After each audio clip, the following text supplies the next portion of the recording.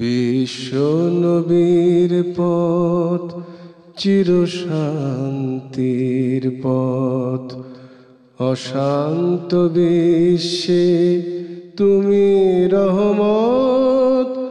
এসো তাই মেধা মননে জেনে নি। আসসালামু আলাইকুম ওয়া রাহমাতুল্লাহি ওয়া বারাকাতুহু। আলহামদুলিল্লাহি ওয়াহদা ওয়াসসালাতু ওয়াসসালামু আলা নাবিয়্যিনা মুহাম্মদ আল্লাযী লা নাবিয়্যা বা'দা। সম্মানিত দর্শক শ্রোতা, সাপ্তাহিক নিয়মিত আয়োজন দারসে হাদিসের অনুষ্ঠান থেকে আপনাদের স্বাগত জানাচ্ছি। আমরা প্রতি সপ্তাহে আপনাদের সম্মুখে আল্লামা মহিউদ্দিন নববী রাহিমাহুল্লাহ বিরচিত রিয়াদুস সালেহিন কিতাব থেকে হাদিস আপনাদেরকে শোনাই তার প্রয়োজনীয় ব্যাখ্যা। সেই সুবাদে আমরা আজকে আপনাদের সাথে কথা বলতে চাই গুরুত্বপূর্ণ একটি বিষয় নিয়ে, সেটা হচ্ছে দোয়ার ফজিলত, তাৎপর্য এবং প্রয়োজনীয়তা। রাসূলুল্লাহ সাল্লাল্লাহু আলাইহি ওয়াসাল্লাম বলেছেন, আদ-দুআ সিলাহুল মুমিন। দোয়া হচ্ছে একজন মুমিনের জন্য অস্ত্রতুল্য। অর্থাৎ যখন যুদ্ধের মাঠে যায় সৈন্যরা, আত্মরক্ষার জন্য তারা ঢাল তলোয়ার নিয়ে যায়, অস্ত্র নিয়ে যায়। প্রতিপক্ষকে ঘায়েল করার জন্য এটার খুবই জরুরত। অনুরূপভাবে দুনিয়ার বিপদ মুসিবত আমরা যখন নিজেরা এর মুখোমুখি হয়ে যাব, তখন নিজেকে সেভ করার জন্য, সেফ জোনে রাখার জন্য আমাদেরকে দোয়ার মুখোমুখি হওয়া লাগে। আল্লাহর হাবিব সাল্লাল্লাহু আলাইহি সাল্লাম বললেন, অস্ত্রের মাধ্যমে নিজেকে যেভাবে মানুষ নিরাপদ করে, দোয়ার মাধ্যমে একজন ব্যক্তি নিজেকে নিরাপদ করতে পারে। রাসূলুল্লাহ সাল্লাল্লাহু আলাইহি ওয়াসাল্লাম আলো বলেছেন, আত-তাকদীর লা ইয়ারুদ্দু ইল্লা বিদ-দুআ। তাকদীর পরিবর্তন হয় না, তবে দোয়ার মাধ্যমে তাকদীরও পরিবর্তন হয়। সুবহানাল্লাহ। দোয়া এমন শক্তিশালী একটি ব্যাপার যে আপনার তাকদীরে আল্লাহ তাআলা যা লিখেছেন, দোয়ার মাধ্যমে সেটাও পরিবর্তন হয়ে যায়। প্রশ্ন হতে পারে, তাকদীর কি পরিবর্তন হয়? হ্যাঁ, আল্লাহ তাআলা কোরআন মাজিদে বলেছেন, ইয়ামহুল্লাহু মা ইয়াশা ওয়া ইউসবিত ওয়া ইনদাহু উম্মুল কিতাব। যে আল্লাহ তাআলা যা লিখেন, পরিবর্তন তো সে আল্লাহই করেন। তিনি চাইলে মুছে দেন, তিনি চাইলে স্থির রাখেন। মূল কিতাব তার হাতে, তার কাছে।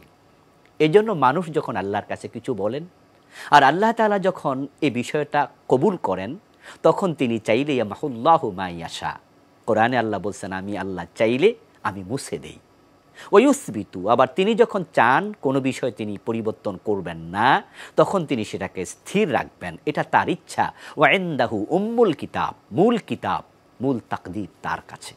দোয়া হচ্ছে এমন গুরুত্বপূর্ণ একটি বিষয় যার মাধ্যমে আমাদের তাকদীর পর্যন্ত পরিবর্তন হয়। আল্লাহ তাআলা রাসূল সাল্লাল্লাহু আলাইহি সাল্লাম আমাদেরকে বলেছেন, আদ-দুআ হুয়াল ইবাদাহ। দোয়া কবুল হোক আর না হোক, কিন্তু সওয়াব হয়, এটা ইবাদত। আপনি আল্লাহর কাছে যখন দোয়া করবেন, এমন কিছু চাইলেন যেটা আল্লাহ তাআলা আপনাকে না দেয়াটাই কল্যাণ মনে করেছেন, তিনি দিলেন না, আপনার দোয়া কবুল হলো না। কিন্তু প্রিয় নবীজি বলছেন যে তোমার ইবাদতে যেমন সওয়াব হয়, তুমি যা চেয়েছো তা যদি নাও পাও, আল্লাহ তাআলা তোমার আমল নামায় সওয়াব লিখে দেবেন। কালান নবী সাল্লাল্লাহু আলাইহি ওয়াসাল্লাম, আদ-দুআ মুখুল ইবাদা। যত ইবাদত আমরা করি, দোয়া হচ্ছে ইবাদতের মগজ তুল্য। আমাদের দেহের মাঝে ব্রেইনের গুরুত্ব যেমন খুব বেশি, আমাদের সকল ইবাদতের মাঝে দোয়ার গুরুত্ব ঠিক ততটাই বেশি। ওয়াকালান নবী সাল্লাল্লাহু আলাইহি ওয়াসাল্লাম, লাইসা শাইউন আকরামু আলাল্লাহ মিনাদ দুআ। প্রিয় নবীজি বলছেন যে আল্লাহ তাআলার কাছে দোয়ার চেয়ে অধিক উত্তম আর কিছু নেই। অর্থাৎ বান্দা যখন আল্লাহর কাছে বিনয়ের সাথে তার হাত বাড়িয়ে দেয়, বিনয়ের সাথে মনের আকুতি পেশ করে, তখন আল্লাহ এটাকে খুব ভালোভাবে গ্রহণ করেন, খুব খুশি হয়ে যান। আল্লাহ তাআলা যতগুলো নাম আছে, তার মাঝে একটি নাম হলো আল মুতাকাব্বির, অহংকারী। আল্লাহ অহংবোধ সম্পন্ন। তো যখন কেউ বিনয়ের সাথে চায়, তখন আল্লাহর সে নামের কারণে আল্লাহ খুশি হয়ে যান। আর যে ব্যক্তি দোয়া করতে অক্ষম, রাসূলুল্লাহ সাল্লাল্লাহু আলাইহি ওয়াসাল্লাম তার ব্যাপারে বলেছেন, ইন্না আজাজান নাস মান আজিজা মিনাদ দুআ। যে ব্যক্তি দোয়াই করতে পারলো না, দোয়ার ব্যাপারে অক্ষমতা দেখালো, সে হচ্ছে মানুষের মাঝে সবচেয়ে অক্ষম ব্যক্তি। কালান নবী সাল্লাল্লাহু আলাইহি ওয়াসাল্লাম, মান লাম ইয়াদউ গাদাবাল্লাহু আলাইহি। যে ব্যক্তি আল্লাহর কাছে দোয়াই করলো না, চাইলো না, আল্লাহ তার উপর অসন্তুষ্ট হয়ে যান। আল্লাহ তাআলা এমন এক মহান সত্তা যিনি বারবার চাইলে খুশি হন। এটা আল্লাহর চরিত্র। পৃথিবীতে বারবার চাইলে কোনো মানুষই খুশি হবে না। আপনি কোটিপতি বাবা, হিউজ পরিমাণ অর্থ আপনার আছে, কোনো অভাব নাই, কিন্তু আপনার সন্তান যদি সকালে একবার টাকা চায়, সকাল 10টার দিকে আরেকবার চায়, দুপুরবেলা আরেকবার চায়, 2-3বার চাওয়ার পর আপনি বিরক্ত হবেন। বিকালে আবার চাইলে আপনি প্রশ্ন করবেন, সন্ধ্যায় চাইলে ধমক দেবেন, রাতে চাইলে আর দিতেই চাইবেন না, বরং আপনি বলবেন তুমি করছো কি এসব। কিন্তু আল্লাহ তাআলা এই চরিত্রের দিক থেকে এতটাই উত্তম এবং উন্নত মানের যে বান্দা যত বেশি আল্লাহর কাছে চাইবে, আল্লাহ তাআলা বান্দার উপরে তত বেশি খুশি হতে থাকেন। এজন্য রাসূলুল্লাহ সাল্লাল্লাহু আলাইহি ওয়াসাল্লাম আমাদেরকে বলেছেন যে তোমরা আল্লাহর কাছে বেশি বেশি চাইতে থাকো, প্রত্যেকটা বিষয়ে চাও। ক্বালান নবী সাল্লাল্লাহু আলাইহি ওয়াসাল্লাম লা ইয়াসআলু আহাদুকুম রাব্বাহু হাজাতাহু কুল্লাহা। প্রিয় নবীজি সাল্লাল্লাহু আলাইহি সাল্লাম বলছেন একজন ব্যক্তির উচিত তার যত হাজত আছে, যত প্রয়োজন আছে, সে যেন আল্লাহ তাআলার কাছে সকল প্রয়োজন উপস্থাপন করে। হাত্তা ইয়াসআলা শিসআন আলিহি ইযান কাতা, ইভেন যদি তার পায়ের জুতার ফিতাটা ছিঁড়ে যায়, ওই ফিতাটাও যেন আল্লাহর কাছেই চায়। অর্থাৎ বাজারে কেনার জন্য জুতার ফিতা আপনি বের হলেন, ঘর থেকে বাজারে যাবেন, প্রিয় নবীজি সাল্লাল্লাহু আলাইহি সাল্লাম বলতেছেন তুমি তখনও আল্লাহর কাছে দোয়া করে যাও যে আল্লাহ আমি তো আমার জুতার ফিতা ছিঁড়ে গেছে, এটা কিনতে যাচ্ছি, আপনি সহযোগিতা করুন। আল্লাহ তাআলা খুশি হয়ে যান। একবারে ছোট্ট একটি বিষয় প্রিয় নবী তুলে ধরলেন, বরং আল্লাহ নবী সাল্লাল্লাহু আলাইহি ওয়াসাল্লাম আমাদেরকে আরও বলছেন আদ-দুআ ইয়ানফাউ মিম্মা নাযালা ওয়া মিম্মা লাম ইয়ানজিল। দুনিয়াতে যে সিদ্ধান্তগুলো আল্লাহ তাআলার বাস্তবায়ন হয়ে গেল, যে বিষয়গুলো সামনে এসে গেল, আকাশ থেকে নাজিল হয়ে গেল, দোয়া সেখানে উপকার দেয়।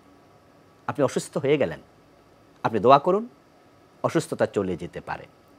ও মিম্মা লাম ইয়ানজিল, যা নাজিল হয়নি, আমলনামায় আপনার তাকদীরে আল্লাহ লিখেছেন যেটা হবে, আপনি দোয়া করেন, আল্লাহ সেটা থেকেও বাঁচাবে।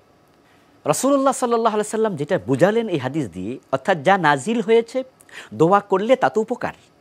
বিপদ এসেছে, দোয়া করুন, বিপদ দূর হয়ে যাবে। বিপদ আসেনি, দোয়া করুন, বিপদটা আর আসবে না। আল্লাহ তাআলা কোরআন মাজিদে আমাদেরকে খুবই আশ্বস্ত করলেন। দোয়ার ব্যাপারে তিনি বললেন উদউনি আস্তাজিব লাকুম, তোমরা আমার কাছে দোয়া করো, আমাকে ডাকো, আমি আল্লাহ তোমাদের ডাকে সাড়া দেব। রাসূলুল্লাহ সাল্লাল্লাহু আলাইহি সাল্লাম প্রত্যেক কাজে দোয়া করতেন।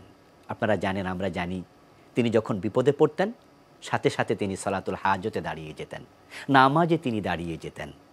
আল্লাহ তাআলা কোরআন মাজিদে এটাই তো বলেছেন ওয়াস্তাঈনু বিস-সাবরি ওয়াস-সালাহ, তোমরা আল্লাহর সাহায্য প্রার্থনা করো ধৈর্য এবং সালাতের মাধ্যমে। ক্বালান নবী সাল্লাল্লাহু আলাইহি ওয়াসাল্লাম আকরাবু মা ইয়াকুনুল আবদু মির রাব্বিহি ওয়া হুয়া সাজিদ, ব্যক্তি যখন সিজদা যায় তখন সে আল্লাহর খুব নিকটে চলে যায়। ফাকসিরুদ দুআ, এজন্য তোমরা বেশি বেশি করে আল্লাহর কাছে দোয়া করো। অনেক সময় আমরা মনে করি দোয়া তো করেছি, কবুল তো হয় না, তখন দোয়া করতে গিয়ে আস্থা হারিয়ে ফেলে। আর যে ব্যক্তি আস্থা হারিয়ে দোয়া করে, রাসূলুল্লাহ সাল্লাল্লাহু আলাইহি সাল্লাম বলেছেন এমন ব্যক্তির দোয়া আল্লাহ কবুলই করে না। এই জন্য প্রিয় নবীজি সাল্লাল্লাহু আলাইহি সাল্লাম আমাদেরকে বলছেন উদউল্লাহ ওয়া আনতুম মুকিনুনা বিল ইজাবা, তোমরা আল্লাহর কাছে দোয়া করো, আল্লাহকে ডাকো এই বিশ্বাস রেখে যে আমার রব আমার কথা শুনবেন। আসলে কেনই বা শুনবেন না? তিনিই তো বললেন যে আমাকে ডাকো, ইজা সাআলাকা ইবাদি আন্নী ফাইন্নী করিব উজিবু দাওয়াতাদ দাঈ ইযা দান। হে নবী, লোকজন আপনার কাছে এসে প্রশ্ন করবে আমি আল্লাহ কোথায়, আপনি জবাব দিন যে আমি খুব কাছে। উজিবু দাওয়াতাদ দাঈ ইযা দান, ব্যক্তি যখন আমাকে ডাকে, দোয়া করে, আমি আল্লাহ তার দোয়ায় সাড়া দেই, তার ডাকে আমি সাড়া দেই। তো আপনি কেন আস্থাহীন হবেন? যারা আস্থাহীন হয়ে দোয়া করে, ক্বালান নবী সাল্লাল্লাহু আলাইহি ওয়াসাল্লাম ওয়ালামু ইন্নাল্লাহা লা ইস্তাজিবু দুআ মিন কলবিন গাফিল। প্রিয় নবীজি বলছেন যারা অমনোযোগী হয়ে যায়, কি দোয়া করছে বোঝে না, দোয়া কবুল হবে কি হবে না নিয়ে কোনো চিন্তাও নাই, শুধু করছে ফর্মালিটিস মেনটেন করে, এমন দোয়া আল্লাহ কবুল করেন না। এই জন্য যে ব্যক্তি দোয়া করবে সে বিশ্বাস করবে যে আমার রব আমার কথা শুনছেন এবং আমার দোয়া কবুল করবেন, দেয়ার সামর্থ্য তার আছে। আমরা সকলে জানি ইবলিস যখন মারদুদ হলো, জান্নাতের সীমা থেকে আল্লাহ তাকে বের করে দিলেন, তখনও কিন্তু জান্নাতের সীমা থেকে বেরিয়ে সে দোয়া করেছিল, আল্লাহ তাকেও ফিরাননি। ইবলিস কি বলেছিল? ইবলিস বলেছিল হে আল্লাহ, আমাকে কিয়ামত পর্যন্ত হায়াত দিন। ফাআনজিরনি ইলা ইয়াউমি ইউবাসুন, হে রব আমাকে আপনি কিয়ামত পর্যন্ত হায়াত দেন। আল্লাহ তাআলা কিন্তু বলেননি তুই কাফের, তোর দোয়া শুনবো না, বেরিয়ে যা। না, আল্লাহ বলেছেন ইন্নাকা মিনাল মুনজারিন, ইবলিস যা, তোকে কিয়ামত পর্যন্ত হায়াত আমি দিলাম। তো আল্লাহ তাআলা যদি ইবলিসের মতো পাপিষ্ঠের দোয়া কবুল করতে পারেন, তাহলে আমি তো আল্লাহর বিনয়ী অনুগত একজন বান্দা, আমার দোয়া আমার রব কেন শুনবেন না? এজন্য প্রিয় নবীজি বলেছেন আল্লাহর কাছে চাও, তিনি দোয়া কবুল করবেন, এই মানসিকতা নিয়ে। আর আমরা কোরআন পাঠ করলে দেখতে পাই আল্লাহ তাআলা বিভিন্ন নবীর দোয়া কবুল করার কাহিনী কোরআনে তিনি আমাদের শুনিয়েছেন। তিনি বলেছেন ইব্রাহিম আলাইহিস সালাম দোয়া করেছেন রব্বি হাবলি মিনাস সালিহিন, ৮৬ বছর বয়স, সন্তান হয় না, হে আল্লাহ আমাকে এক সন্তান দাও। আল্লাহ তাআলা কি বললেন? ফাবাশশারনাহু বিগুলামিন হালিম, আমি ইব্রাহিমকে একজন ধৈর্যশীল আমার উত্তম বান্দার ব্যাপারে সুসংবাদ দিয়ে দিলাম। আল্লাহ তাআলা কোরআন মাজিদে বলেছেন হযরত ইয়াহইয়া আলাইহিস সালামের ব্যাপারে, জাকারিয়া আলাইহিস সালামের ব্যাপারে। হযরত ইয়াহইয়া আলাইহিস সালামের বাবা জাকারিয়া নিঃসন্তান ছিলেন, ওনার স্ত্রী ছিল বন্দা, উনি বুড়ো হয়ে গিয়েছেন। মারিয়াম আলাইহিস সালামের হুজরায় গিয়ে তিনি দেখতে পেলেন অমৌসুমী ফল, তিনি সেখানে দাঁড়িয়ে দোয়া করা শুরু করলেন, হে আল্লাহ তুমি তো পারো, অমৌসুমে যদি মারিয়ামের ঘরে ফল দিতে পারো, তাহলে তুমি আমাকে সন্তান দিতে পারবে না কেন? রব্বি হাবলি মিন লাদুনকা যুররিয়াতান তাইয়্যিবা ইন্নাকা সামিউদ দুআ, হে আল্লাহ আমাকে উত্তম বংশধর তুমি দাও, তুমি দোয়া শ্রবণ করো। আল্লাহ তাআলা কোরআন মাজিদে কি শোনালেন আমাদেরকে? সেখানে দাঁড়ানো অবস্থায় আল্লাহ জিবরিলকে পাঠিয়ে দিলেন। অবস্থায় জিবরিল আসলো, সে অবস্থায় জিবরিল আসলেন, এসে সুসংবাদ দিলেন ইন্নাল্লাহা ইউবাশশিরুকা বিয়াহইয়া, হে নবী জাকারিয়া আল্লাহ তাআলা আপনার দোয়া কবুল করেছেন, ইয়াহইয়া আলাইহিস সালামের সুসংবাদ আল্লাহ আপনাকে দিয়ে দিলেন। নবী ইব্রাহিমের দোয়া কবুল হলো, হযরত জাকারিয়ার দোয়া কবুল হলো, তো আমাদের দোয়া কেন কবুল হবে না? আমরা সকলে জানি হযরত ইউনূস আলাইহিস সালামের কথা, মাছের পেটে তিনি, সেখানেও তিনি কিন্তু আল্লাহর কাছে দোয়া করেছেন। সে দোয়া আল্লাহ কবুল করে ইউনূস আলাইহিস সালামকে মাছের পেট থেকে পূর্ণ শরীরে কোনো রকমের জখম ব্যতীত নিরাপদে আল্লাহ তাআলা আবার বের করে দিয়েছেন। তা আল্লাহ যদি ইউনূস নবীর কথা শুনতে পারেন, আমাদেরটা কেন শুনবেন না?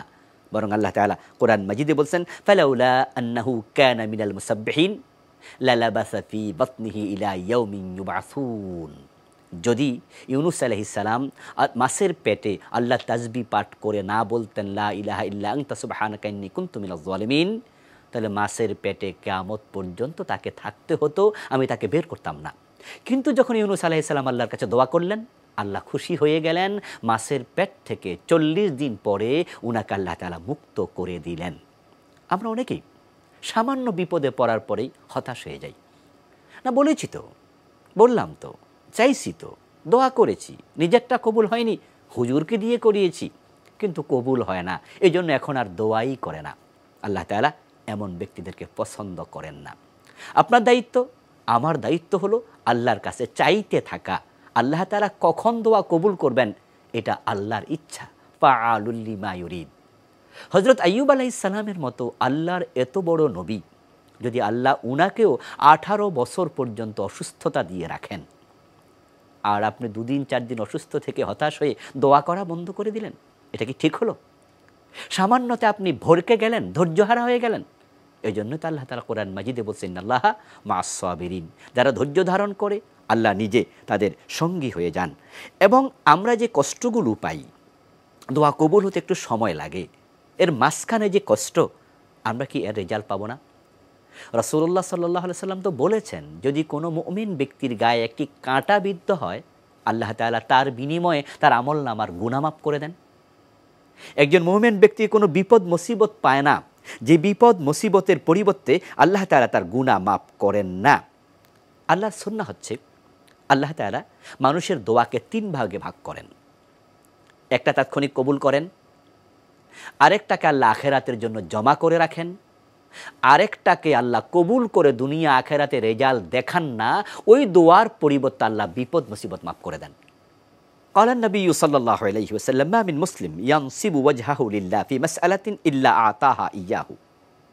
প্রিয় নবীজি সাল্লাল্লাহু আলাইহি সাল্লাম বলছেন, যখন দৃঢ়তার সাথে কোনো মুমিন আল্লাহর কাছে দোয়া করে, আল্লাহ তার দোয়া কবুল করেনি, নিশ্চিতভাবে তার দোয়া আল্লাহ গ্রহণ করেন, ইম্মা ইউআজ্জিলাহা লাহু, হতে পারে আল্লাহ সাথে সাথে সেটা রেজাল্ট দিয়ে দেন।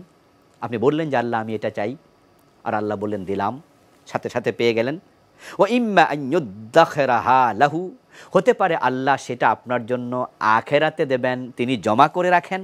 হতে পারে আল্লাহ তাআলা ওই দোয়াটার কারণে আপনার তাকদীরে যে লেখা ছিল বিপদ মুসিবত, আল্লাহ তাআলা সেটা দূর করে দেবেন। রাসূলুল্লাহ সাল্লাল্লাহু আলাইহি সাল্লাম এই জন্য আমাদেরকে বলেছেন যে দোয়ার ক্ষেত্রে যেন আমরা সকলে অগ্রগামী হই, আমরা কেউ পিছিয়ে না পড়ি। তবে এই দোয়া কবুল হওয়ার জন্য কিছু শারায়াত আছে। ১ নাম্বার, দোয়া করতে হবে বিনয়ের সাথে। আল্লাহ তাআলা কোরআন মাজিদে দোয়া করার সুন্নাহ আমাদের শিখিয়েছেন। তিনি বলেছেন, উদউ রাব্বাকুম তাদাররুআম ওয়া খুফিয়া, তোমরা গোপনে বিনয়ের সাথে তোমাদের রবকে তোমরা ডাকো। ওয়াদউহু খাউফাও ওয়া তামাআ, তোমরা আল্লাহকে ডাকো ভয় এবং আশা দুটার মাঝখানে। রাসূলুল্লাহ সাল্লাল্লাহু আলাইহি সাল্লাম আমাদেরকে বলেছেন, তোমাদের দোয়া ঝুলন্ত অবস্থায় থাকে হাত্তা তুসাল্লি আলা নবিয়িকা, যতক্ষণ পর্যন্ত নবীর উপর দরুদ পড়া না হবে। অর্থাৎ দোয়া কবুল হক, সেটা যদি আমরা চাই তাহলে আমরা রাসূলুল্লাহ সাল্লাল্লাহু আলাইহি সাল্লামের প্রতি আমরা দরুদ পড়তে হবে। রাসূল সাল্লাল্লাহু আলাইহি সাল্লাম বলেছেন, ব্যক্তি যখন দোয়া করে আল্লাহ তাআলা ব্যক্তির হাতকে খালি হাতে ফিরাতে লজ্জাবোধ করেন। এই জন্য আপনি হাত তুলে দোয়া করুন। হাত তুলে দোয়া করলে দোয়া কবুল হয়ে যায়। এখন দোয়া কবুল হবে তখনই যখন দোয়ার ব্যাপারে আপনার আস্থা বেড়ে যাবে। কালান নবী সাল্লাল্লাহু আলাইহি ওয়াসাল্লাম, আনা ইনদা যন্নি আবদি বি, হাদিসে কুদসি। আল্লাহ তাআলা বলছেন, প্রিয় নবীর বক্তব্য, যে আল্লাহ বলছেন আমি বান্দার ধারণার মতো। বান্দা যখন ভাববে আমার রব এত মহান, তিনি আমাকে ফিরাবেন না, ঠিক বান্দার চিন্তার আলোকেই আল্লাহর কর্ম হবে। অর্থাৎ আল্লাহ এমন বান্দাকে খালি হাতে কখনো ফিরান না। এখন এই দোয়াগুলো কবুল হওয়ার জন্য কিছু গুরুত্বপূর্ণ সময় রয়েছে। রাসূলুল্লাহ সাল্লাল্লাহু আলাইহি সাল্লাম আমাদেরকে সেগুলো শিখিয়েছেন। কোন কোন সময়ে দোয়া সবচেয়ে বেশি কবুল হয়, তার মাঝে ১ নাম্বার, সেজদার দোয়া বেশি কবুল হয়। আকরাবু মা ইয়াকুনুল আবদু মির রাব্বিহি ওয়া হুয়া সাজিদুন ফাকসিরুদ দুআ, রাওয়াহু মুসলিম। সহিহ মুসলিমে এসেছে, বান্দা যখন সেজদায় যায় রবের খুব নিকটে চলে যায়, আল্লাহ তার এই দোয়া ফিরিয়ে দেন না। এই জন্য সেজদায় গিয়ে দোয়া করায় আমাদের অভ্যাস করা দরকার। দোয়া কবুল হয় বাইনাল আযান ওয়াল ইকামা। قال النبي صلى الله عليه وسلم الدعاء لا يرد بين الآذان والإقامة, আযান এবং ইকামতের মাঝখানের দোয়া আল্লাহ ফিরিয়ে দেন না। দোয়া কবুল হয় সফর অবস্থায়। قال النبي صلى الله عليه وسلم ثلاث دعوات مستجابات لا شك فيهن دعوة الوالد على ولده ودعوة المسافر ودعوة المظلوم। 3 ব্যক্তির দোয়া ফিরিয়ে দেয়া হয় না। একটা হচ্ছে সন্তানের ব্যাপারে মা বাবার বদদোয়া, এটা ফিরিয়ে দেয়া হয় না। মুসাফির অবস্থায় দোয়া করলে দোয়া ফিরিয়ে দেয়া হয় না। আর একটা হলো কোনো মাজলুম যদি বদদোয়া দেয়, মাজলুমের বদদোয়া ফিরিয়ে দেয়া হয় না। রাসূলুল্লাহ সাল্লাল্লাহু আলাইহি সাল্লাম বলেছেন, মানুষ যখন ফরজ নামাজ থেকে ফারেগ হয়, ফরজ নামাজের সালাম ফিরায়, তখন তার দোয়া কবুল হয়। আল্লাহ নবী সাল্লাল্লাহু আলাইহি সাল্লাম বলেছেন, যে ব্যক্তি অন্যের জন্য দোয়া করবে আল্লাহ তাআলা তার নিজের দোয়াগুলো কবুল করে নেন। এই জন্য আমরা যদি চাই আমাদের দোয়া কবুল হোক, আমরা অনুপস্থিত অন্য মুমিনের জন্য দোয়া করব। কালান নবী সাল্লাল্লাহু আলাইহি ওয়াসাল্লাম, দাওয়াতুল মুসলিম লি আখিহি বিজহরিল গায়ব মুস্তাজাবা। অনুপস্থিত ব্যক্তির জন্য যখন কোনো মুসলিম দোয়া করবে সেটা কবুল হয়ে যায়। ইনদা রাসিহি মালাকুন মুওয়াক্কাল কুল্লামা দাআ লি আখিহি বিখাইরিন ক্বালাল মালাক ওয়ালাকা বিমাসালিন। যখন আপনি আপনার অনুপস্থিত কোনো ভাইয়ের জন্য দোয়া করবেন, আল্লাহ একজন ফেরেশতা পাঠিয়ে দেন, যে ফেরেশতা আপনার পাশে এসে বলে তোমার জন্য সেটাই হোক। অর্থাৎ আপনার জন্য আপনার দোয়া কবুলের পক্ষে একজন ফেরেশতা দোয়া করতে থাকে। মানুষ যখন সুখে থাকে, দুঃখের দিনের দোয়া তখন ইজি কবুল হয় যখন সুখ অবস্থায় মানুষ দোয়া করে। মানুষ তো স্বাভাবিকত ভালো থাকলে আল্লাহকে ভুলে যায়, যখন বিপদে পড়ে তখন আল্লাহকে বেশি ডাকে। আল্লাহর হাবিব বলেছেন, যে ব্যক্তি ভালো অবস্থায় আল্লাহকে বেশি ডাকবে তার দুঃখের দিনে আল্লাহকে আর বেশি ডাকা লাগবে না, আল্লাহ তার কম দোয়াই কবুল করে নেবে। রাত্রির গভীরের দোয়া কবুল হয়। রাসূলুল্লাহ সাল্লাল্লাহু আলাইহি ওয়াসাল্লাম গভীর রাতে উঠতেন, তাহাজ্জুদ পড়তেন এবং সে সময় স্পেশাল কিছু দোয়া করতেন। প্রিয় নবীর যে দোয়াগুলো সবচেয়ে বেশি বিখ্যাত তার মাঝে একটা হচ্ছে রব্বানা আতিনা ফিদ দুনিয়া হাসানা ওয়া ফিল আখিরাতি হাসানা ওয়া কিনা আযাবান নার। প্রিয় নবী এই দোয়া সবচেয়ে বেশি পড়তেন। যত দোয়া আল্লাহ কোরআন মাজিদে আমাদের শিখিয়েছেন, প্রিয় নবী মুহাম্মদ সাল্লাল্লাহু আলাইহি ওয়াসাল্লাম আমাদেরকে শিখিয়েছেন, সবচেয়ে বেশি জামে এবং মানে দোয়া হচ্ছে এই আয়াত, যেখানে দুনিয়া আখিরাতের কিছুই আর বাদ পড়েনি। এবং এই আয়াতে কারিমা আমরা সকলে মুখস্থ পারি। আলেম ওলামারা মসজিদে, দোয়ায়, অনুষ্ঠানে, মাহফিলে এই আয়াত সবচেয়ে বেশি পড়ে দোয়া করেন। রব্বানা আতিনা ফিদ দুনিয়া হাসানা ওয়া ফিল আখিরাতি হাসানা ওয়া কিনা আযাবান নার। এই দোয়াটা আপনারাও বেশি বেশি করবেন। হে আল্লাহ, হে আমাদের রব, দুনিয়ায় কল্যাণ দাও, আখিরাতে কল্যাণ দাও, আমাকে জাহান্নাম থেকে তুমি হেফাজত করো। যখন বৃষ্টি নাজিল হয়, হাদিসে পাওয়া যায়, তখন দোয়া কবুল হয়। অসুস্থ মানুষের দোয়া কবুল হয়। আপনি যখন রোগী দেখতে যাবেন, নিজের জন্য দোয়া চাইবেন। রাসূলুল্লাহ সাল্লাল্লাহু আলাইহি সাল্লাম রুগী দেখতে গেলে রুগীর জন্য দোয়া করতেন, রোগীর কাছে তিনি নিজে দোয়া চাইতেন। প্রিয় নবী সাল্লাল্লাহু আলাইহি সাল্লাম আরও বলেছেন, যখন কোনো ব্যক্তি হজ করে ঘরে ফিরবে, উমরা করে ঘরে ফিরবে, রাস্তায় গিয়ে সাক্ষাৎ করবে, তাকে সালাম দেবে, মুসাফাহা করবে, ওয়াকুল্লাহু আইয়াস্তাগফিরা লাকা, এবং তাকে বলবে সে যেন তোমার জন্য আল্লাহর কাছে ক্ষমা চায়। ফা ইন্নাহু আল আন মাগফুর, কারণ সে ক্ষমাপ্রাপ্ত হয়ে ফিরে এসেছে। তার ঘরে ঢোকার আগে হাজী সাহেবের দোয়া কবুল হয়, এজন্য তাদের কাছে দোয়া চাওয়া। আরাফার ময়দানে দোয়া কবুল হয়, জুমার দিন দোয়া কবুল হয়, এবং প্রতিদিন আল্লাহ তাআলা আসর এবং মাগরিবের মাঝখানে একটি সময় রেখেছেন যখন দোয়া কবুল হয়। জুমার দিন বিশেষত এ সময়ে দোয়া কবুল হয়। রাসূলুল্লাহ সাল্লাল্লাহু আলাইহি সাল্লামের শিখানো যত দোয়া আছে সেগুলো আমরা বেশি বেশি করব। বিপদ মুসিবত থেকে বাঁচার জন্য প্রিয়নবী দোয়া করেছেন, দোয়া শিখিয়েছেন। আল্লাহুম্মা ইন্নী আউযু বিকা মিনাল বারাস ওয়াল জুনুন ওয়াল জুযাম ওয়া মিন সাইয়্যিল আসকাম। এই দোয়াগুলো আমরা করব। বিপদগ্রস্ত কোনো মানুষকে যখন আপনি দেখবেন, তখন আপনি দোয়া করবেন, এই বিপদটা আল্লাহ আপনাকে আর দেবেন না। রাসূলুল্লাহ সাল্লাল্লাহু আলাইহি ওয়াসাল্লাম বলেছেন, যখন বিপদগ্রস্ত মানুষ দেখো, তখন তুমি বলো আলহামদুলিল্লাহিল্লাযী আফানি মিম্মা ইবতালাহু ওয়া ফাদ্দালানি আলা কাসীরিম মিম্মান খালাকা তাফদীলা।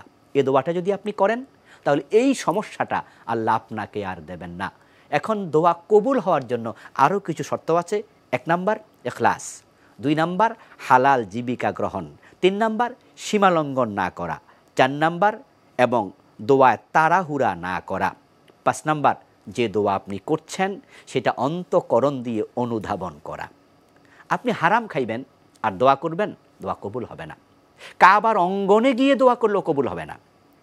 সম্মানিত ভাইয়ারা, আসুন আমরা আল্লাহর কাছে বেশি বেশি করে চাই।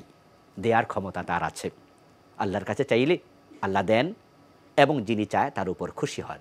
আসুন আমরা আল্লামা মুহিউদ্দিন নববী রাহিমাহুল্লাহর বিরচিত ঐতিহাসিক বিখ্যাত হাদিসের গ্রন্থ রিয়াদুস সালিহিন পড়ার টেবিলে রাখি, প্রতিনিয়ত একটু একটু করে পড়ি। যে কথাগুলো বললাম, আল্লাহ তাআলা আমাকে, যারা শুনলেন, আপনাদেরকেও আমল করার তৌফিক দান করুন। আমিন। আসসালামু আলাইকুম ওয়া রাহমাতুল্লাহি ওয়া বারাকাতুহু। চিরশান্তির পথ, অশান্ত বিশ্বে তুমি রহমত। এসো তাই মেধা মননে জেনে